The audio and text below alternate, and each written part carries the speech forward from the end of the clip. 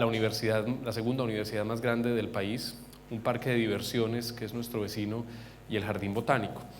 Y pues dentro de una filosofía que nació hace cerca de 8 años, se planteó la lógica de cómo hacer que con escenarios educativos y de apropiación sea posible transformar sectores históricamente degradados o marginados de la ciudad.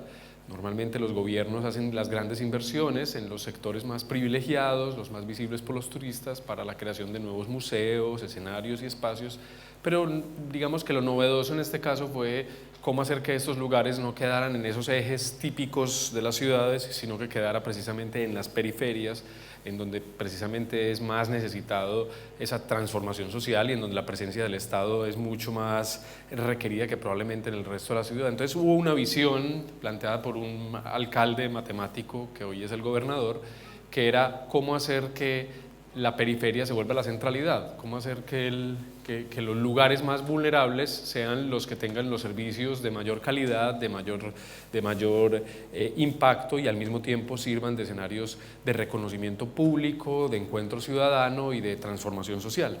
Entonces así fue como nació hacer el Parque Explora en medio de una zona que históricamente era pues bastante vulnerable, insegura y compleja, para decir, bueno, aquí tenemos que poner un hito de transformación social que a su vez sea un motor de provocar una cultura científica en la ciudad.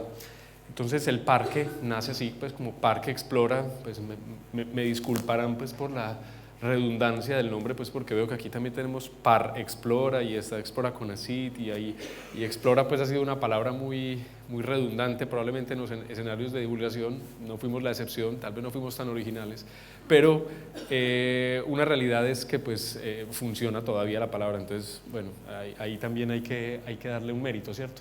El parque de alguna forma es un museo de ciencias, pero al mismo tiempo es un desarrollo urbano importante que tenía que conectar pues como un sector nuevo.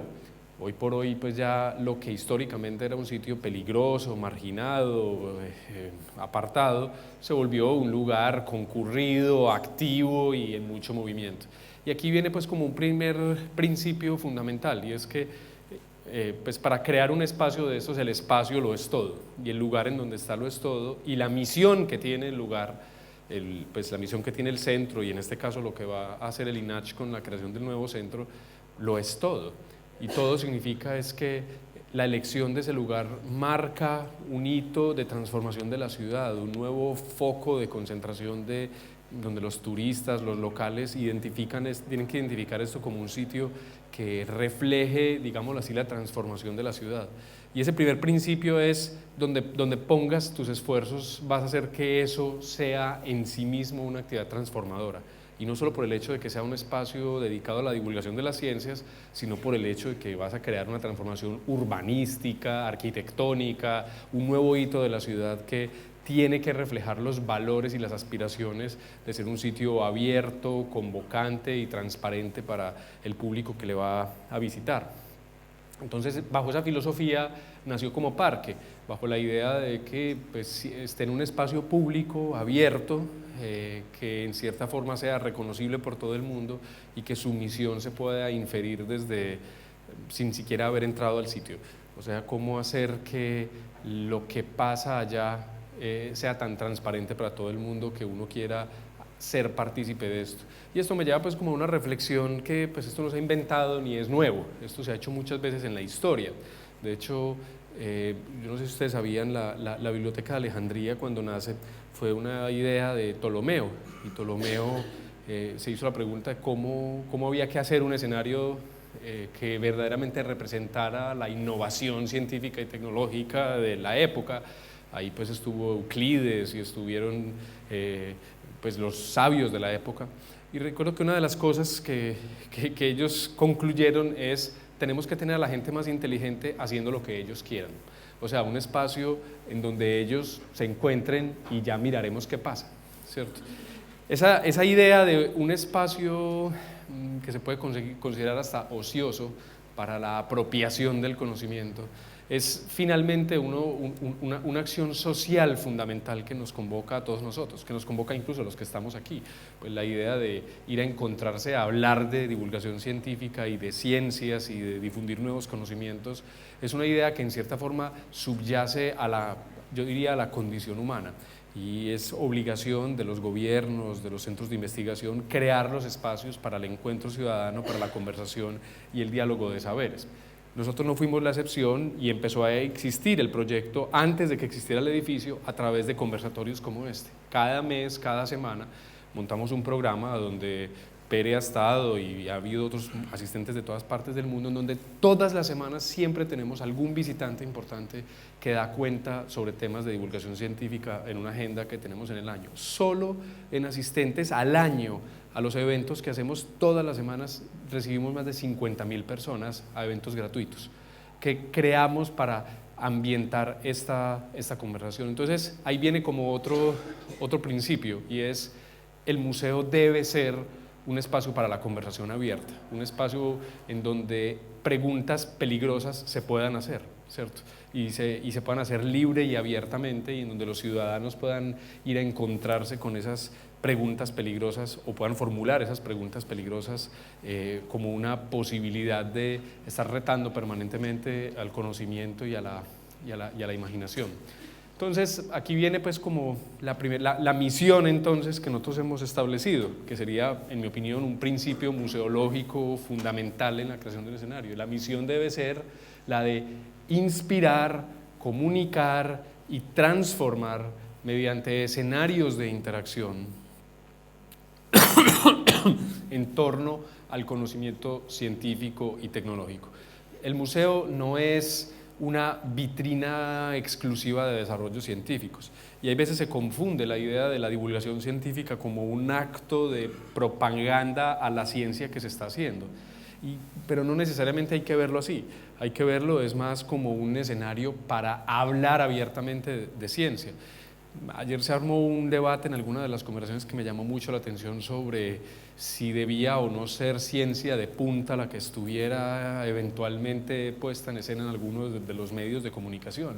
Y yo creo que personalmente, desde la divulgación científica, esa no es la pregunta correcta, porque finalmente en la divulgación científica es el acto de divulgar lo que tiene sus propias reglas, tiene sus propias lógicas, y no siempre es lo mismo estar hablando de la ciencia que se está haciendo o promoviendo los desarrollos, sino estimulando el narrar las historias que están detrás de las ciencias, el coger los elementos que hacen de los científicos a la hora de hacer las preguntas y que probablemente no reconozcan tan públicamente. Las motivaciones que llevan los científicos son las mismas que nos atraen a nosotros frente al hacer científico, que generalmente son preguntas mucho más sencillas, mucho más profundas, y que esas historias per se son finalmente las oportunidades para la divulgación de las ciencias. Dicho en otras palabras, yo creo que el contar ciencia es tan científico como el hacer ciencia. Y en el arte de contar, en el arte de poner en escena, en el arte de narrar y exponer al público, a los visitantes, a las personas en torno a la ciencia, tiene los mismos pasos de contar un drama, una historia o echarse un buen chiste. Es cómo crear una narrativa en torno al ejercicio mismo de divulgar. Y no perdiendo ese foco de saber que somos narradores de historia y que somos contadores de historias, es que es posible crear experiencias significativas en torno a la ciencia. Nosotros entonces pues fundamentamos, digámoslo así, esto, pues, y seguramente no es distinto al ejercicio del periodismo científico, en unos principios que hemos tratado de esbozar de qué hace una buena experiencia museográfica exitosa, qué es lo que para nosotros constituye una buena experiencia. Y finalmente, el diseño de un museo es el diseño de ambientes de aprendizaje que sean innovadores, que están llenos de actividades convocantes, que tienen herramientas motivantes, que son espacios estimulantes y que evidentemente se encuentran ahí los saberes y las diferentes competencias. Y la ruta metodológica que uno plantea es la misma que uno plantea a la ciencia. O sea, si un museo no se hace científicamente, no va a operar tan eficazmente como cualquier otra cosa. O sea, dicho de otra forma, el método científico permea los procesos del museo. Y un error bastante común en la realización de muchos museos es que se compran museos. Por ahí mencionó alguien el Museo de Valencia, que en mi opinión es un ejemplo de cómo no se debe hacer un museo, que es contratar al más importante arquitecto, hacer el edificio más increíble en un lugar que hay que activar en la ciudad y ir de shopping buscando contenidos de cómo llenar un edificio.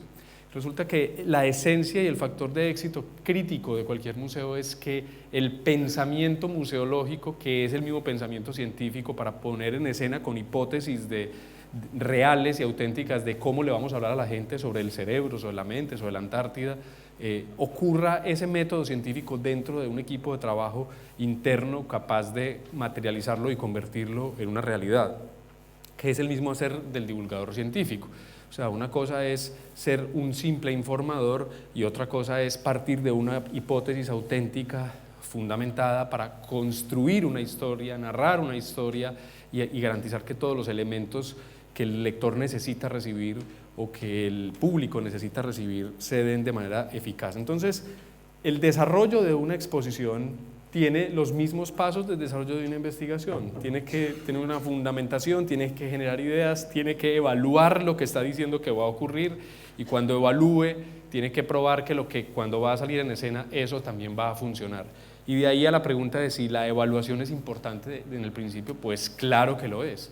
O sea, el hacer museográfico es un verdadero espacio experimental y sociológico en donde se encuentran las personas, los fenómenos, los contenidos, los mensajes y que efectivamente tienes que prototiparlos, desarrollarlos y saber qué clase de respuestas vas a encontrar en el público una vez haces inversiones tan grandes, porque hacer un museo es muy costoso.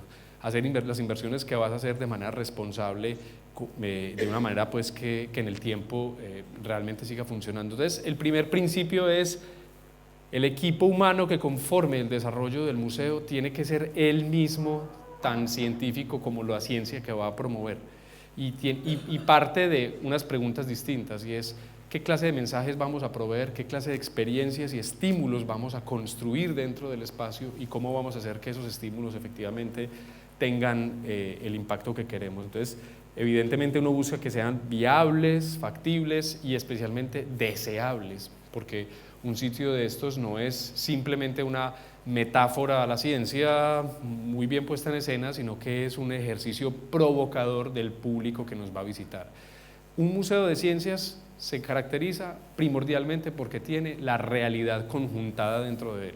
O sea, ¿qué es lo que encuentro yo en un museo que no encuentro navegando por internet o leyendo los libros? Es que tengo objetos reales que no podría tenerlos de otra forma, tengo fenómenos con los cuales realmente puedo interactuar con la naturaleza de modo directo y sin mediadores, y por último tengo actividades experimentales en donde yo puedo realmente participar y construir conocimiento a partir de mi propia experiencia. Esto nos lleva a que nosotros encontramos que hay como 3 puntos fundamentales en la construcción de un museo. El primero es que el espacio físico, o lo llamamos incluso el ambiente de aprendizaje, porque no siempre un escenario de conocimiento exige un museo, pues una producción audiovisual, la publicación de un libro, el desarrollo de una app es un ambiente de aprendizaje, un lugar en donde ocurre la experiencia. Entonces, si el diseño es riguroso hacia el espacio o hacia el ambiente, ese es un primer factor como de éxito a la experiencia. El segundo es que tienes que tener unos contenidos provocadores, que tienes algo que decir que sea entretenido, novedoso, impactante. Y por último tienes que tener una mediación poderosa, o sea, un medio de comunicación tan profundo, tan capaz de transmitir tus mensajes que de alguna forma hagan de toda la experiencia una experiencia significativa. Eso para nosotros significa el diseño del espacio, el diseño del contenido y el diseño del medio de comunicación con el cual yo voy a hacer la experiencia. Y esto nos resume a nosotros desde el diseño de una cartilla hasta el diseño de una exposición o hasta el diseño de una experiencia interactiva. O sea, cómo hacer que los tres elementos sean siempre tan importantes y tan relevantes es lo que crea las buenas experiencias que funcionan, que es nuestra aproximación holística. Y eso evidentemente implica una conversación cruzada de diseñadores, divulgadores, arquitectos, ingenieros, comunicadores, en donde hay pues un equipo que se encarga del espacio, pero un equipo que se encarga también de los contenidos, los plastinadores, ¿cómo es que se llaman? Los taxidermistas, los realizadores de medios audiovisuales, los museógrafos. O sea, en esencia, el método de diseño implica la conversación cruzada y hacer museo es el resultado precisamente de un diseño por conversación, o nosotros lo llamamos así, diseño por conversación. Cómo hacer que la puesta en escena, el contenido, las experiencias de estos fenómenos y de estos objetos reales se pongan de manera, digámoslo así, rigurosa y evidente en todo el escenario en el que se trabaja. Entonces, aquí la conversación, tal vez lo que tiene un ambiente o el diseño de un museo es que tiene que crear unos canales de conversación muy horizontales para adquirir, digámoslo así, los resultados a los que aspiramos. No confiarle todo ni al diseñador, ni confiarle todo a los científicos, ni confiarle todo solamente a los divulgadores, porque finalmente es la puesta en escena de las tres variables y esa puesta en escena será exitosa solo cuando la verifiques con público y la puedas poner finalmente en escena. Y es esta conversación el factor crítico de éxito que diferencia a un buen museo de un buen museo, que dentro de sus equipos de trabajo esta conversación sí esté ocurriendo eficazmente. Si no está esta conversación, probablemente pues entramos al museo shopping, que en cierta forma es el que creo yo es un mal ejemplo, aunque puede que vendan cosas fantásticas en todas partes del mundo, pero finalmente es la que crea la conversación por la cual el museo será reconocido para el desarrollo de proyectos futuros, incluso en otros temas. A nosotros nos ha servido enormemente, porque finalmente del éxito de las exposiciones ha dependido que otros nos busquen para desarrollar o bien sea otras exposiciones o bien sea otros proyectos que impliquen, digámoslo así, la creación de estos escenarios. Aquí voy a hablar un poquito ya de lo que son las exposiciones como tal. ¿Qué buscamos nosotros en las exposiciones? Pues de qué trata un museo de ciencias como el nuestro, más bien. Y es que nosotros buscamos que haya, pues finalmente un museo es una experiencia social fundamentalmente, en donde, digámoslo así, hay una experiencia comunicativa y espacial en torno a una temática, pero que de alguna manera tiene que hacer que el público sea protagonista. Entonces, esta fue una sala que abrimos el año pasado, que se llama En Escena. Una de las líneas del museo es el tema de apropiación tecnológica, uso comprensivo de los medios de comunicación. Y lo que hicimos fue una sala en donde el foco de atención fuera el público mismo como un narrador de historias. Somos narradores de historias por esencia, o sea, somos una puesta en escena permanente frente a lo que tenemos que contar. Entonces, ¿cómo íbamos a crear un espacio que estimulara al público a hacer que ellos fueran narradores de historias? O sea, cómo hacer que tú seas el realizador de un programa de televisión, que tú seas el realizador de un programa de radio, que tú seas un político que se echa un discurso o la persona que hace los efectos especiales de una película. O sea, el foco de atención de nuestra experiencia en este caso no eran tanto objetos museográficos, patrimoniales o algo así, sino el foco de atención era tú como centro de atención dentro de una sala.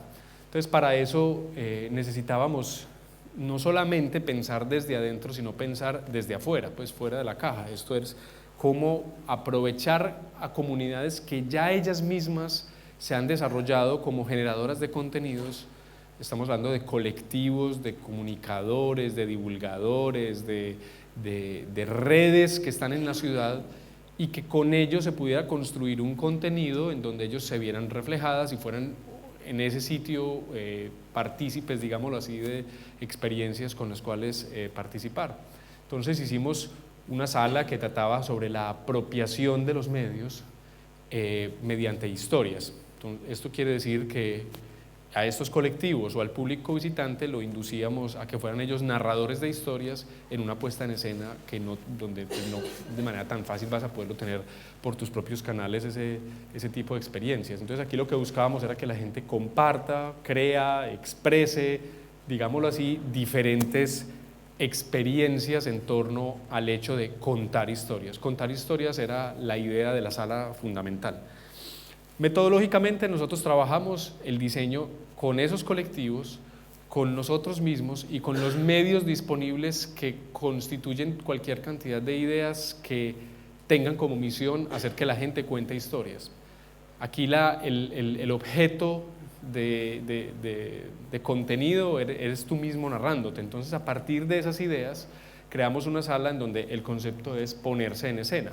Pues la idea de una tramoya alrededor de un teatro, pues por ejemplo la ópera Garnier, que tiene pues digámoslo así, una puesta en escena, pero en el detrás de hay un montón de elementos de iluminación, de soporte técnico, era lo que teníamos que convertir en una sala de exposiciones. ¿Cómo va a ser una sala de exposiciones cuya puesta en escena sea muchas escenas en donde el público va a crear sus propios contenidos? Entonces, el diseño mismo planteaba era hacer que esa metáfora de la ópera Garnier se viera reflejada en todos los espacios. Y aquí viene pues como ese primer principio, tienes que intervenir el espacio físico en función del concepto que quieres narrar. Entonces para eso, este fue el resultado final de la sala, lo que tuvimos fue como un gran set de producción en donde todas las actividades y las experiencias eran pequeños nichos donde el protagonista es el público poniéndose en escena y obligándose a sí misma a contar historias distintas, sean estas las que fueran. Este breve recorrido pues, que acabo de hacer, bueno, evidentemente creamos toda clase de escenas de interacción, en donde, por ejemplo, aquí la gente crea los efectos sonoros de diferentes piezas de películas, como se hacía antiguamente con ese oficio, yo no me acuerdo cómo se llama, el de hacer efectos sonoros en las películas. ¿Cómo? Foley, hacer Foley. Los que hacían Foley, entonces aquí el público hace Foley, o allá arriba hacían como una estación de radio. En esencia, la gente es la que crea el contenido de la experiencia. Entonces aquí no eran los objetos los que son el centro de atención, sino que son los resultados que las personas son capaces de producir y que incluso ellos pueden ser difusores de sus experiencias en otros medios como el Facebook, el Internet, o sea, ellos mismos se vuelven promotores de las actividades que hace el museo. Esta sala, de alguna forma, pues si ustedes la miran, pasa por todos los tres principios fundamentales que establecimos, que son el diseño de la puesta en escena, el espacio físico, el ambiente, que en este caso era como una especie de gran estudio donde el público pasa por diferentes situaciones, uno. Dos, el contenido, tú eres el generador de contenido, cómo hacemos que todas las experiencias sean tú produciendo contenido. Ese es y tres, la mediación, cómo hacemos que todas las situaciones que están dentro tengan una mediación tal que te obliguen a la interacción, a la participación y a la construcción social. Uno de los factores exitosos pues, de esto era como el tema social, o sea, la mayoría de experiencias se vuelven una situación social. Yo llego y me encuentro con 8 desconocidos, pero entre los 8 tenemos que hacer una producción de televisión. Entonces, esa sola experiencia social tiene ya un efecto profundo en el tipo de experiencia, en donde no solamente son módulos haciendo actividades preprogramadas mediante hundir un botón, sino en donde el resultado es nosotros cómo llevamos nuestra propia experiencia ahí. Y ahí pues llegamos como a tres como experiencias que procuramos estar en todas las exposiciones, y es que haya una interacción mental, una física, sensorial y una social. Entonces en la mental lo que buscamos es que haya escenas para la creatividad, para el tinkering, para el aprender haciendo, para experimentar y descubrir. O sea, cómo hacer que dentro de una exposición siempre la gente construya ella misma algo mediante un reto. Ella es la que fabrica, la que aprende haciendo. Y eso lo aplicamos en cualquier contenido. Si es un tema de comida, cómo tú vas a hacer un fenómeno en torno al chocolate. O si vas a hacer un tema de estructuras, vas a diseñar tú mismo un puente con espaguetis. O sea, el factor fundamental de tú ser el que construyes haciendo, para nosotros tiene que estar dentro de la exposición. y ese es el aprender haciendo. Pues son las actividades experimentales en donde tú tienes que construir el contenido de manera pues como directa con la participación. Este es un interactivo muy bonito porque la gente con realidad aumentada tiene un paisaje digital y ella toma decisiones frente a lo que quiere intervenga en un paisaje. Entonces, por ejemplo, para el desarrollo de una experiencia aquí, que creo que una pieza audiovisual que mostraron ayer tenía que ver con esto, es si yo soy el agente de cambio, o sea, si yo provoco las lluvias, provoco las intervenciones humanas mediante estos dados, ¿qué ocurre en todo el entorno? Entonces digitalmente todo este paisaje se va transformando y es el público el que provoca todos los cambios de una escenografía en donde está tomando decisiones que están provocando resultados acelerados en un modelo. En la sensorial, evidentemente, lo que buscamos es que tengamos una relación física con el cuerpo. Nosotros somos los que transformamos ese espacio, los que manipulamos con los fenómenos, las cosas. O sea, si hay participación manual en nuestras interacciones, estamos siendo, de alguna forma, relacionándonos directamente con los fenómenos, que es la manera más fundamental de conversar con, o bien sea la tecnología o bien sea la naturaleza. Perturbar tú a través de tus manos un fenómeno natural en cierta forma es provocar a la naturaleza para que te arroje respuestas y que en esas respuestas tú mismo te generes preguntas y quieras de alguna forma querer saber más de esto. Nosotros nunca partimos de la base en el desarrollo de las exposiciones, de la base de la gente que debería saber, cómo vamos a hacer para que lo sepa al final. Porque finalmente en un museo las posibilidades de interacción son mucho más abiertas que probablemente en un medio audiovisual o escrito que claramente define unos límites frente al contenido que quieres plantear. Entonces esto para nosotros significa que el factor de éxito nuestro no es con cuántas respuestas te vas a ir para tu casa y con cuánta información nueva te vas a ir para tu casa sobre el cerebro, la mente y demás, sino con cuántas preguntas, o sea, de qué manera te hemos estimulado y provocado de manera más consistente que te lleve a tener unas emociones que te den ahí sí ganas de leerte un libro, irte a verte una película, ver un documental sobre el tema.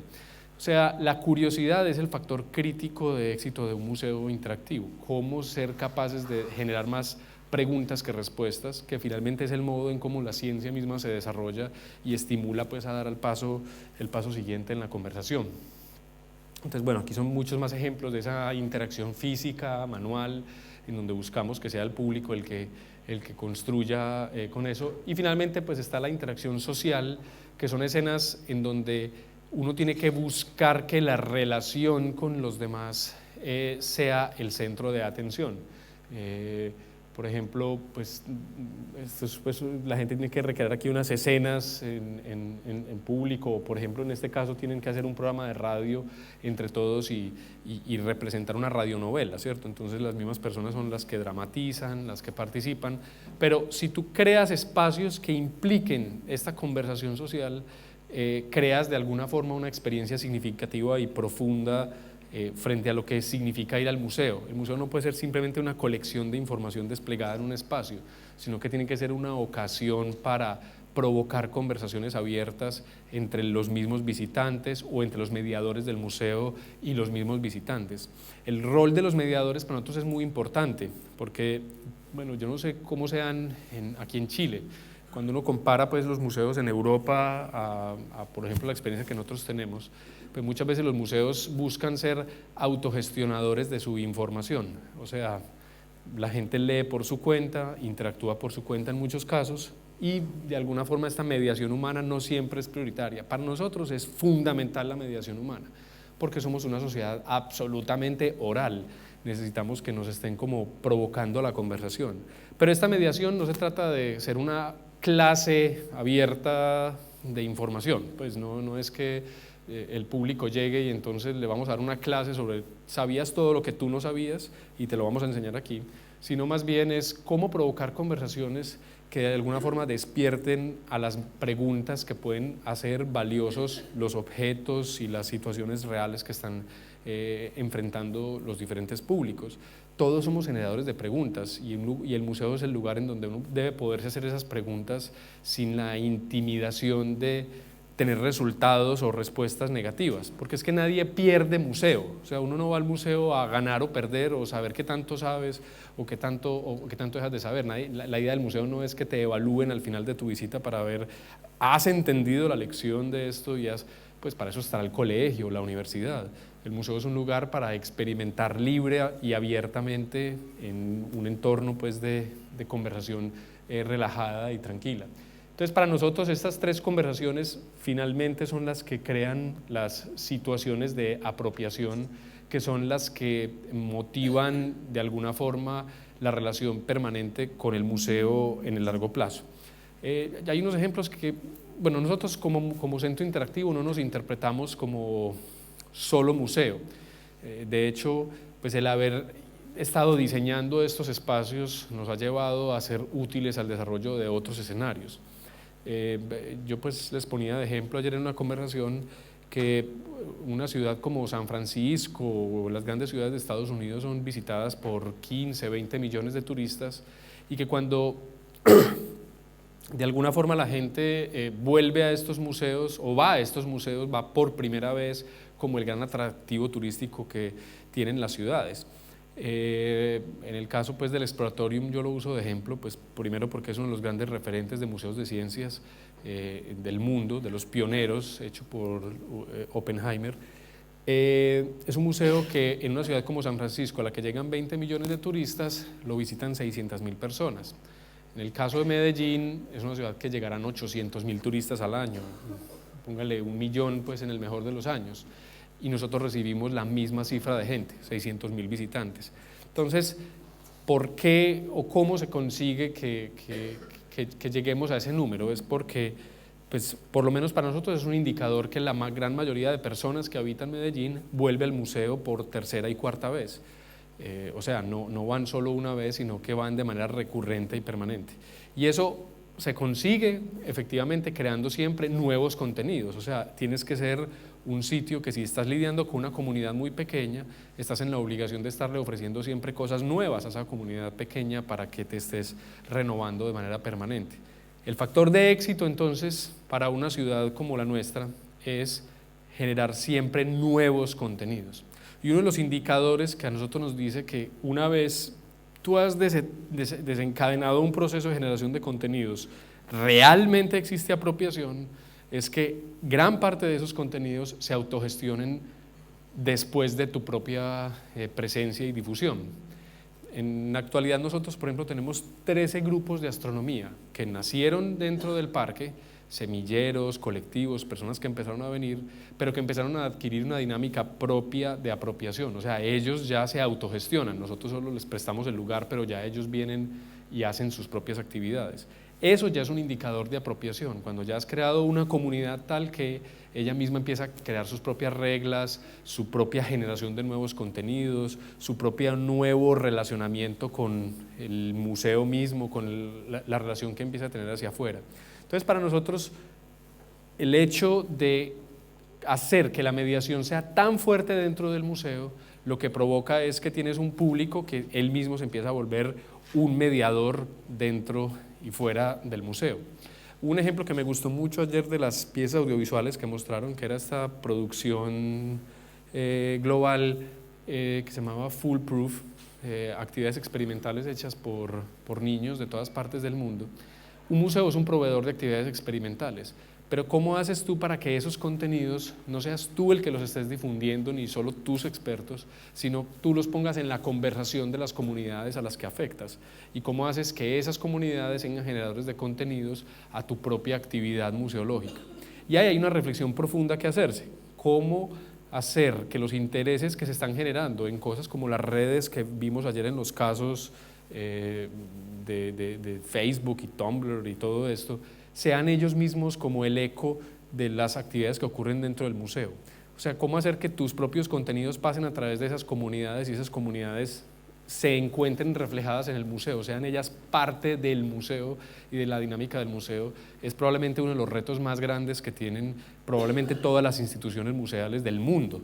Ya en este momento las preguntas no son sobre si tú eres lo suficientemente inteligente y tienes los profesionales más competentes para crear los más increíbles y novedosos contenidos, sino si eres también una plataforma para amplificar la voz de las comunidades y los públicos que tienes afuera. Y ese probablemente es el futuro de la generación de todos los contenidos, bueno, el presente mismo, porque ya estamos viendo muchos casos de esos en donde el contenido no es generado solo en una sola dirección, sino que es generado colectivamente, pues como una crowd, un contenido en masa que de alguna forma el museo se vuelve el medio para la creación de eso. Obviamente pues estos proyectos han creado unas competencias dentro de nosotros que de alguna forma hacen que el museo no se piense solo como un museo, sino como un generador de servicios educativos y de divulgación en la cual otros se pueden ver reflejados o pueden aspirar a tener esos mismos servicios.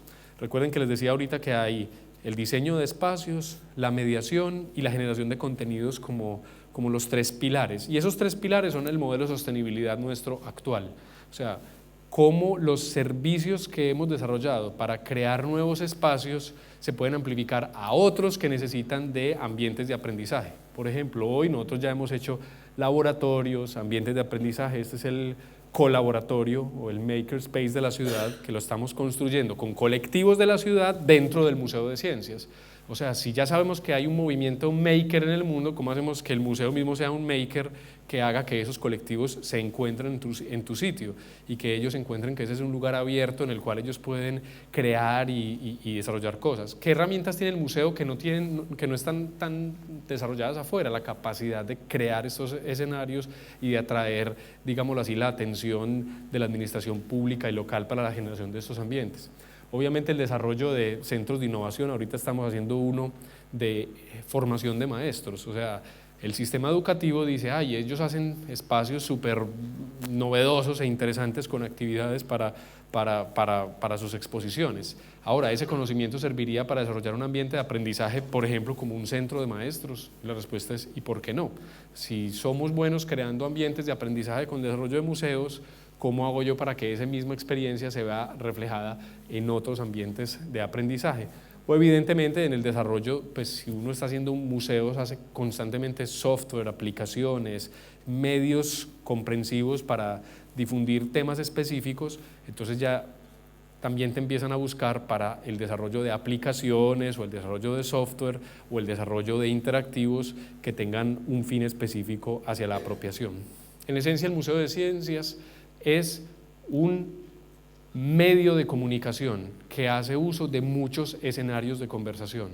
El museo, publicaciones, las redes sociales, el diseño de espacios, el diseño de actividades educativas y científicas para la apropiación del conocimiento, y probablemente este sea un factor de posible éxito y sostenimiento futuro de una organización. ¿Por qué entonces el museo shopping no va a funcionar? Porque no está desarrollando competencias locales, metodologías y procesos científicas a la hora de contar historias, y es ese el reto grande que tiene la creación de un nuevo escenario como lo que hace el INACH, que su misión, creería yo, no debería estar solo limitada a difundir los temas antárticos, sino el hecho de transmitir conocimiento y crear escenarios para el conocimiento y para la divulgación científica por todos los canales y medios que sean posibles, que van desde el museo hasta la realización audiovisual o las publicaciones digitales. O sea, la idea de convocar en un lugar todas las posibilidades de conversación y de información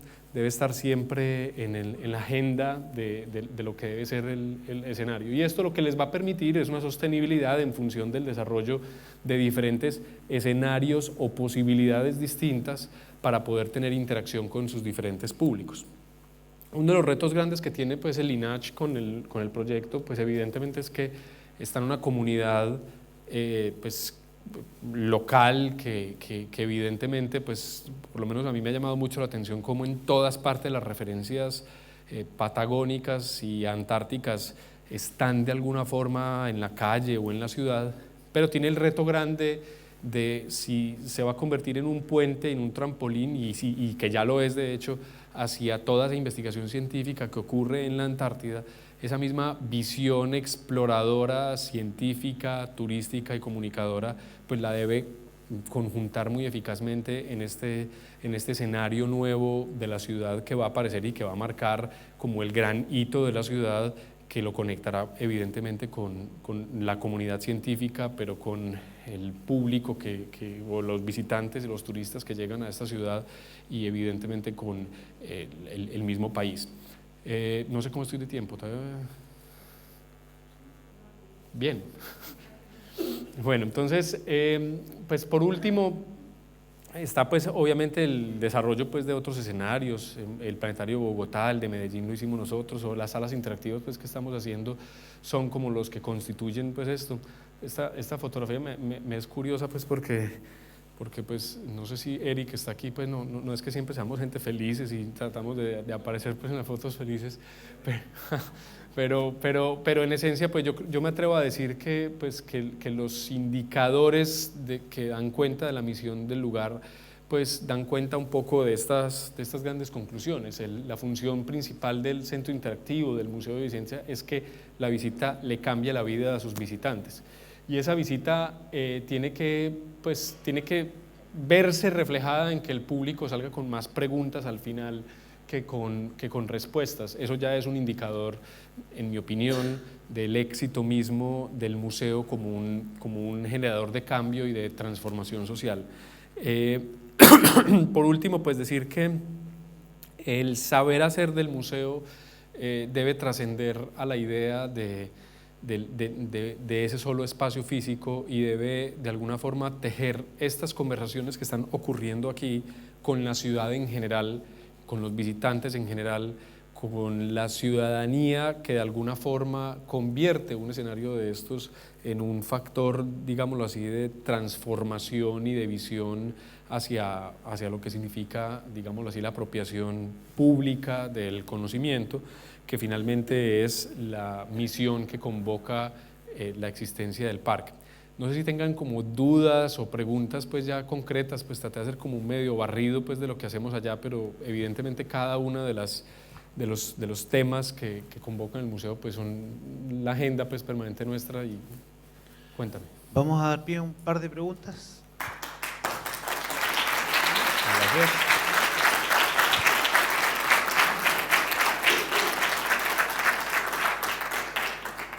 Hola Andrés, soy Nelly Dapol del Instituto de Ecología y Biodiversidad y la Universidad de Chile. Te quería preguntar por uno de los típicos factores limitantes, no el único, pero uno de los principales en nuestras tierras, la plata. ¿Cómo se financian ustedes? ¿Son platas blandas, son platas duras? ¿Quién promovió esto? ¿Fue gobierno local, de país, fue una universidad? Porque esto no se ve fácil, se ve súper de primer mundo, entonces me pregunto de dónde salió la plata. La inversión original la hizo la ciudad para el desarrollo del proyecto, parecido pues a lo que creo yo va a ser el INAC. Sin duda alguna pues la existencia y la escala de un proyecto de estos pues no es tan fácil tenerla, pero pues el proyecto también tomó tiempo, pues no crean que un museo de esto se hace de un mes para otro, pues creo que el INAC viene hablando del proyecto actual como, no sé, 7, 8 años por ahí. Nosotros la conversación se nos demoró más o menos lo mismo, ¿cierto? De tal forma que finalmente alguien termina oyéndote, pues porque lo importante es la masa crítica humana que está detrás del desarrollo de un proyecto. Yo creo que es fácil hacer obras y es difícil consolidar proyectos. Y eso es como una idea que los políticos no siempre ven, porque dentro del alma de todos los gobiernos hay un sentido arquitectónico pues muy grande de hacer grandes obras.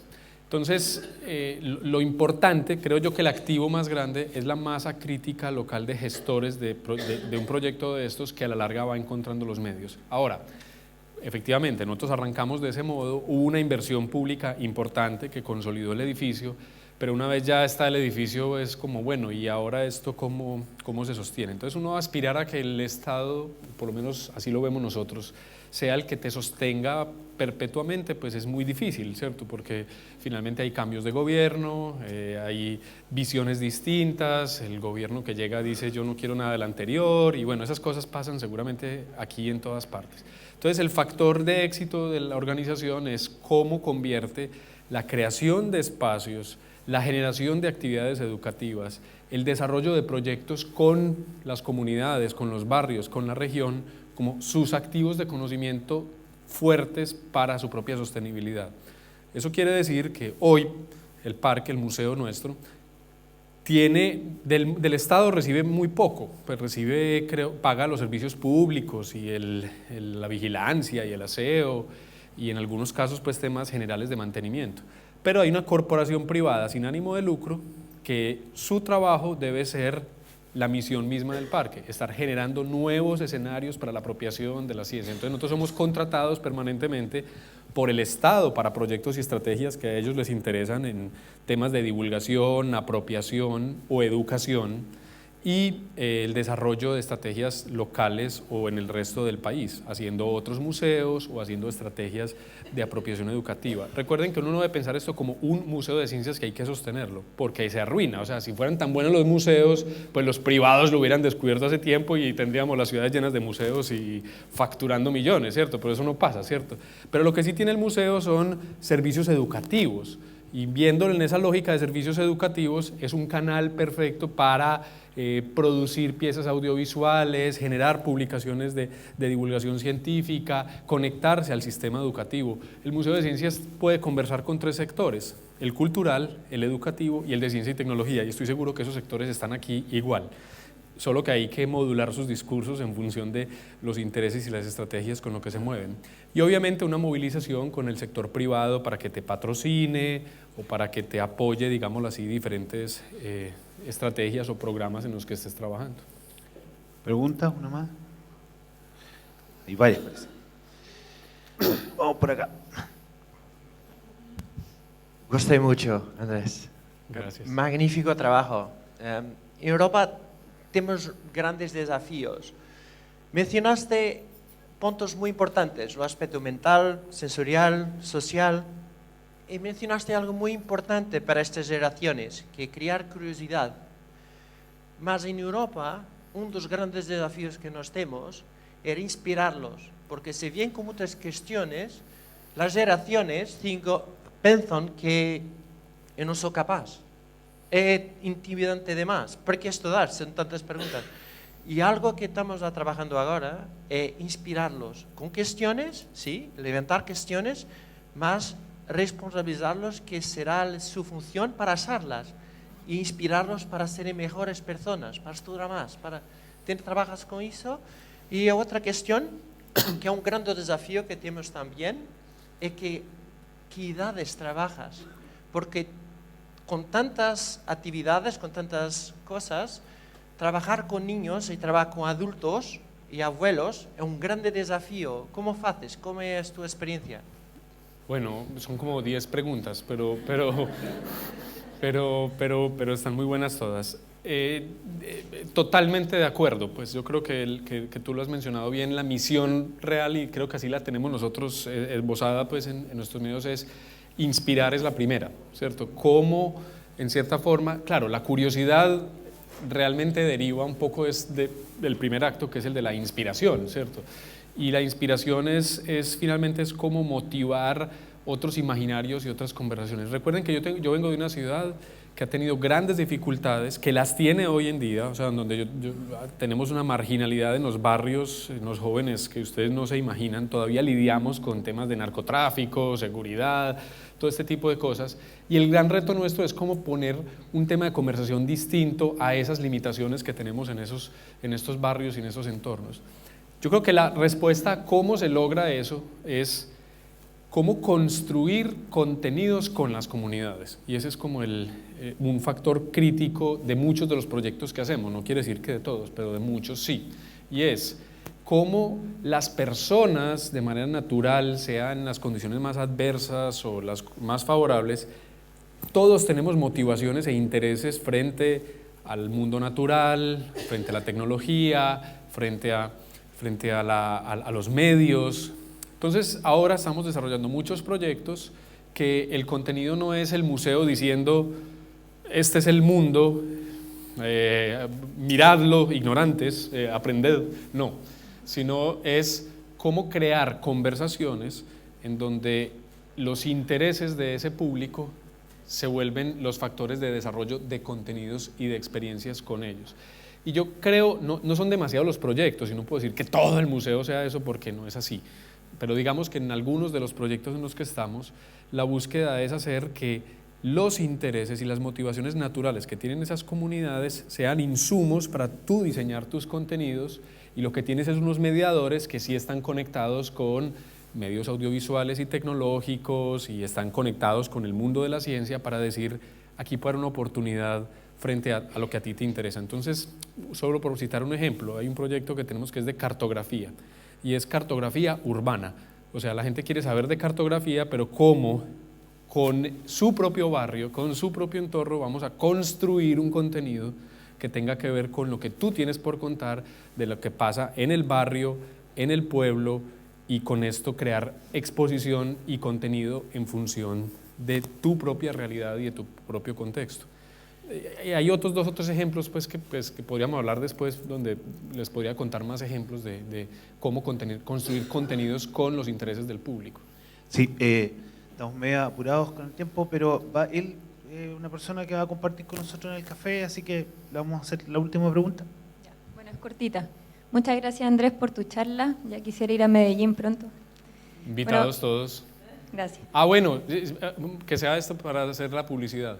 La Red Pop va a ser ahorita el 25 de mayo, va a ser en el Parque Explora, entonces están muy invitados, todavía hay tiempo para inscribirse, que es la red latinoamericana de divulgación de las ciencias, en donde creo que varios de ustedes van a estar. Entonces están invitados. Perdón ahí por la publicidad. Está bien. Bueno, recordando la charla ayer en la mañana, quisiera saber de qué manera evalúan la experiencia del museo, o sea, de los visitantes del museo. Otra vez, no entendí bien la pregunta. ¿De qué manera evalúan Muy bien. sí, la experiencia de los visitantes? Bueno, de hecho, pues he estado leyendo mucho a Eric en estos 2 días, porque yo creo que es uno de los temas que la evaluación realmente es un factor crítico desde el diseño mismo de las exposiciones. No tengo demasiados casos como los que Eric tiene para citar, pero voy a mencionar como varias cosas que pueden ser útiles. Para el desarrollo de exposiciones, la evaluación es parte de la metodología de todo el proceso. Por ejemplo, nosotros tratamos de prototipar cada una de las actividades que vamos a realizar, evaluarla con públicos, digámoslo así, preseleccionados, y volver otra vez al diseño. El diseño en nuestro museo, pues yo soy diseñador industrial de profesión, pues nace a partir del diseño centrado en las personas, diseño centrado en el público. Eso quiere decir que cuando decimos vamos a hacer una sala de la mente y queremos hacer fenómenos sobre la mente, tenemos que decir, bueno, qué bueno decir estas cosas, qué bueno apelar a estos fenómenos y a estos objetos reales en los que el público se va a relacionar, prototipémoslos en una escala de bajo costo, veamos qué es lo que la gente entiende sin yo decirle de qué trata, ¿cierto?